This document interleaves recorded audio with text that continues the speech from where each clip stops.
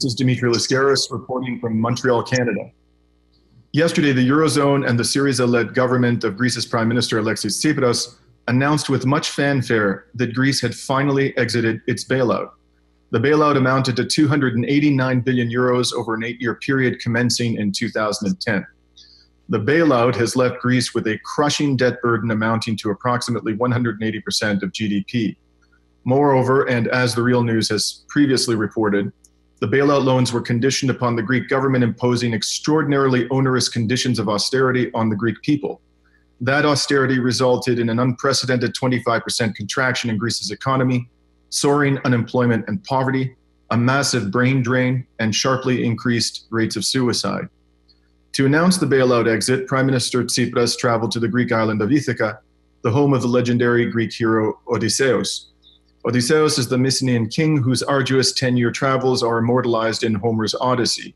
Speaking from Ithaca, Prime Minister Tsipras declared that, quote, "Since 2010, Greece has undergone a modern odyssey. Ithaca is just the beginning. Now we have reached our destination. The bailouts that carried with them austerity and recession and turned our country into a social desert are over. Our country is regaining its freedom to define its own fortunes and future like a normal European country without having policies forced on it by foreign officials, with no more blackmail, no more sacrifices for our people." But has Greece's government truly regained the freedom to pursue economic and social policies that enjoy wide support among Greek voters? Now here to discuss this with us is Costas Lapavitsas. Costas is a professor of economics at the University of London. In January of 2015, he was elected as a member of the Greek parliament for Syriza. In that election, Syriza won and formed a government for the first time. But in August 2015, a mere 6 or 7 months later, following the decision of Alexis Tsipras to ignore the results of an anti-austerity referendum, Costas defected from Syriza to the newly formed Popular Unity Party. Thank you for joining us again on The Real News, Costas. Thank you for inviting me. It's a real pleasure to talk to you.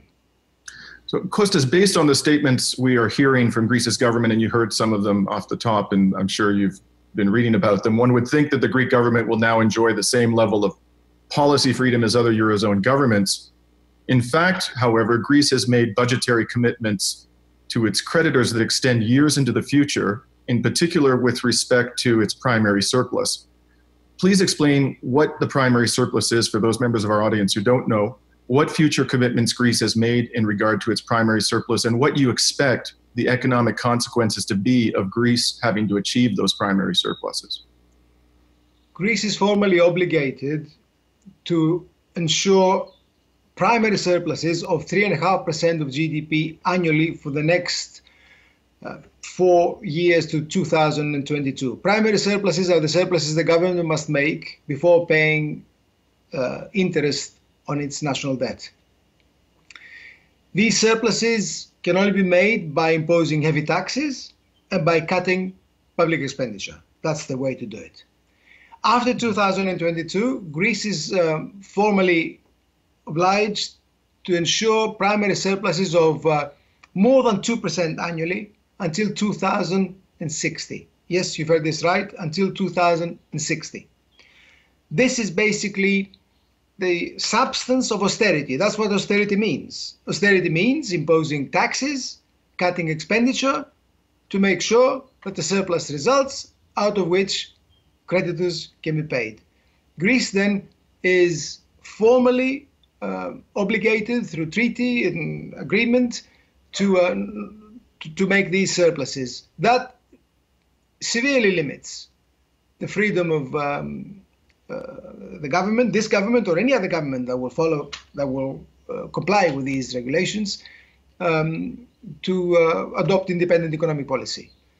So Greece will not be like the other European countries, even on this score, just this score alone. On top of that, Greece has got a public debt in the region of 180% of GDP. Yes, you've heard this right, 180% of GDP, which basically dictates the policies that the country will follow, because it has to be serviced, because this government and other governments have accepted the need to service it. So that also acts as a very heavy constraint on the government.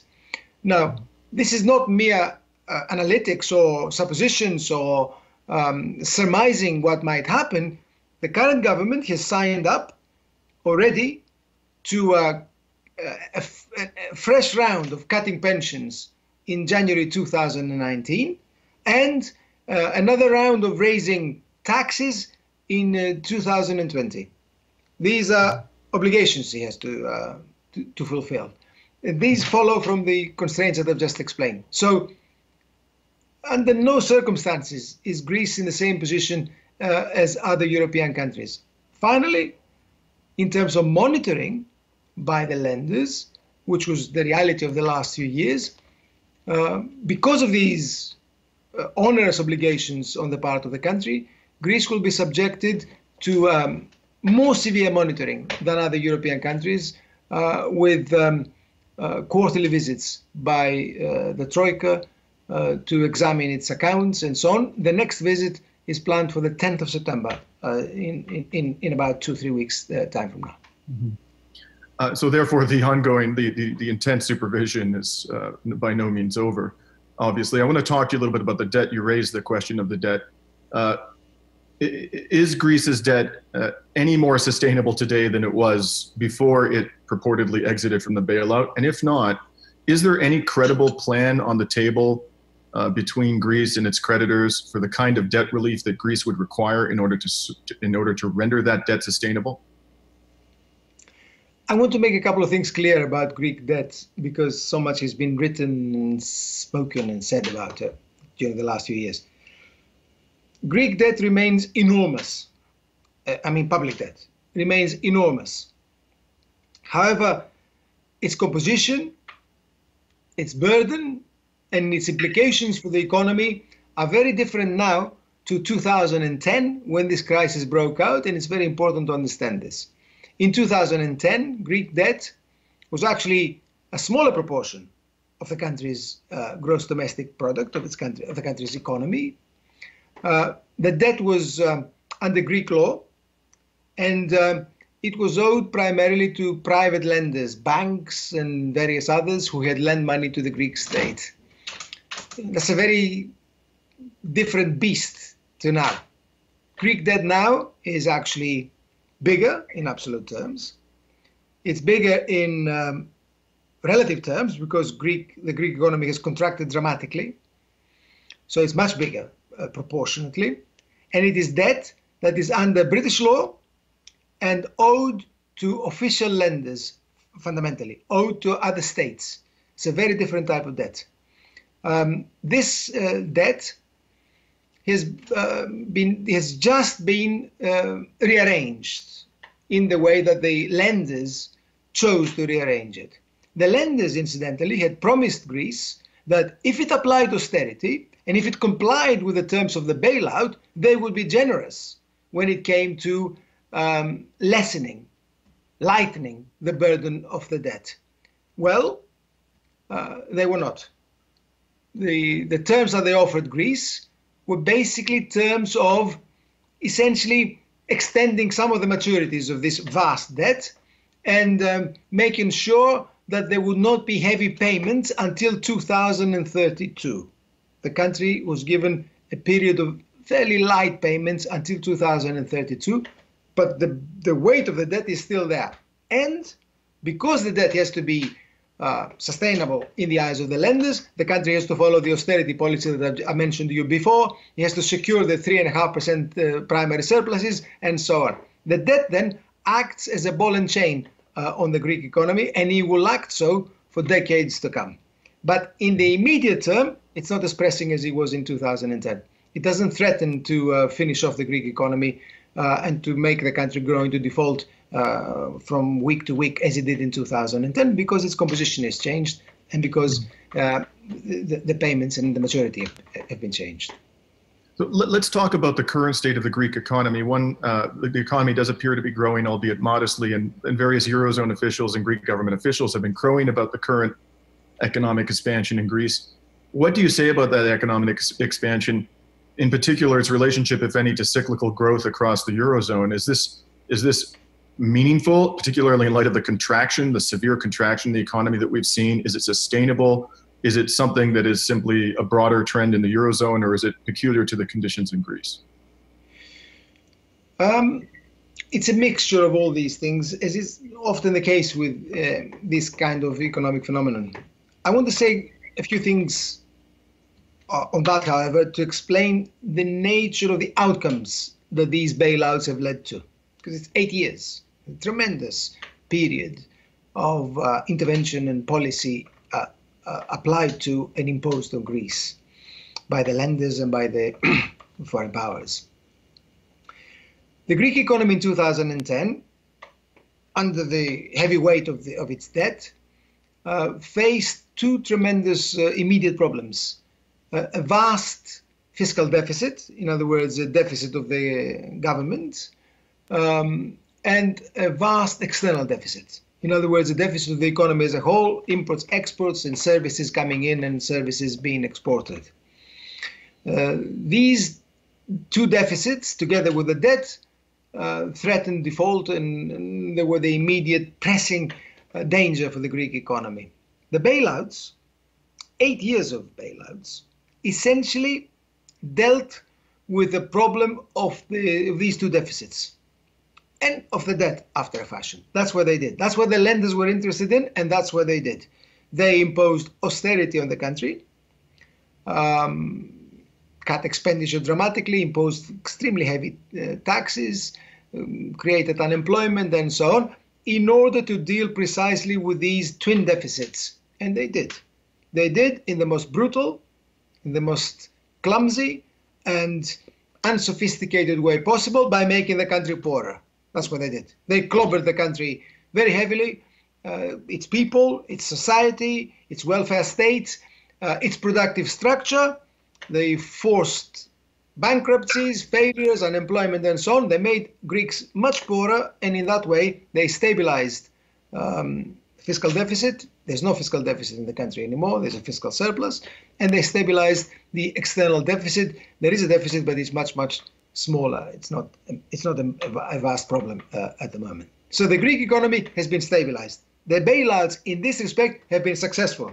The lenders have attained what they wished to attain, which was that, to stabilize the economy so that Greece would not be a threat to the Eurozone and so on. That's been done. Great success. When we look at the Greek economy, however, and Greek society, we realize the true cost of all this. The social cost has been vast, of course, vast. The health system has been completely disrupted. Education has been entirely disrupted. Unemployment has been phenomenal. The destruction of the productive fiber of the country has been vast. This has been the longest and deepest recession in decades, much worse than the Great Depression in the United States in the 1920s. But worse than that, much worse than that, is the kind of economy that has emerged out of it, the kind of state of the Greek economy right now. And that's what I want to spend a little bit of time on, because it's important to understand it. The lenders presumably imposed the bailouts in order to make the Greek economy more efficient and to make sure that Greece will enter a growth path of prosperity and all these other fine words that they often use. When you look at the Greek economy right now, it's anything but that. Anything but that. It's actually a tremendous failure. The structure of the Greek economy is pretty much the same as it was back in 2010. Nothing has changed. It's an economy of primarily services, of low productivity and low competitiveness. Industry that has been dramatically shrunk and hit very hard, of low competitiveness again, and of agriculture, which has low productivity and cannot survive fundamentally in the world market.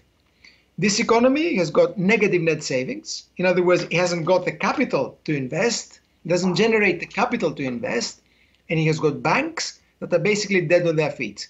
Greek banks have got non-performing loans, 45% of their total assets. These are ghosts, they're not real banks. So they cannot provide the credit that is necessary for investment to take place. So investment has collapsed. There is no investment in Greece. The capital stock is not even replenished. It's basically dying away.